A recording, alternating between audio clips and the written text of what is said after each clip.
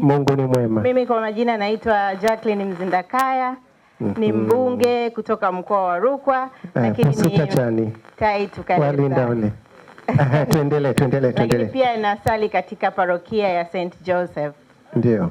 Kwa hiyo mimi ujio wa leo nilikuwa Dodoma kazini na tunaendelea na bajeti, lakini baba alinipa taarifa nikasema sitaweza kukosa kwa sababu pia nimekuwa muumini sana wa kuchangia na Mwenyezi Mungu naamini ndio aliyenifikisha hapa. Kwa hiyo mimi nimekuja nikiwa na nia ya kuchangia katika altare ya kikanisa cha kuabudu daima. Kwa hiyo mimi na familia yangu tutachangia shilingi milioni 10. Asanteni sana. Ngoja kidogo tu. Umesema unasali St. Joseph, St. Peters?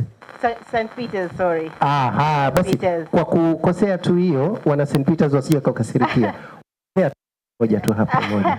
Yaani kwa hiyo tu kwa malipizi yako baba Msofia sijui. Baba ameshanielewa, yuko pale namuona. Asante sana, asante kabisa. Haya, naona kama vile nimeshamalizwa hapa Jamani, nataka nirudishe maiki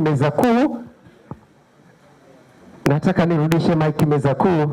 Lakini kwako baba, karibu. Askofu mkuu, wakati vinatajwa visemsem sijasikia gharama za kaburi moja shingapi.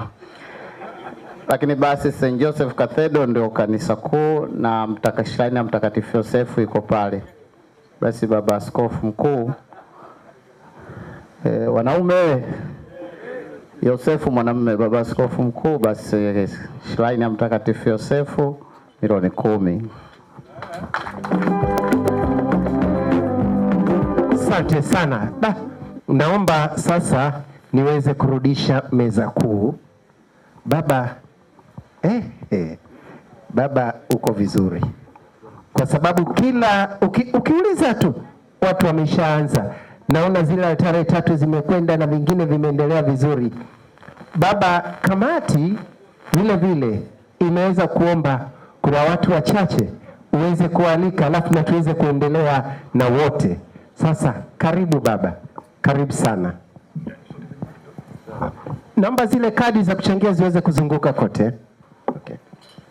Naomba nianze kuwashukuru hao waliotangulia kutupa michango yao.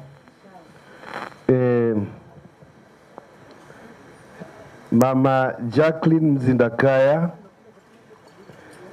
Mama Mary Nagu,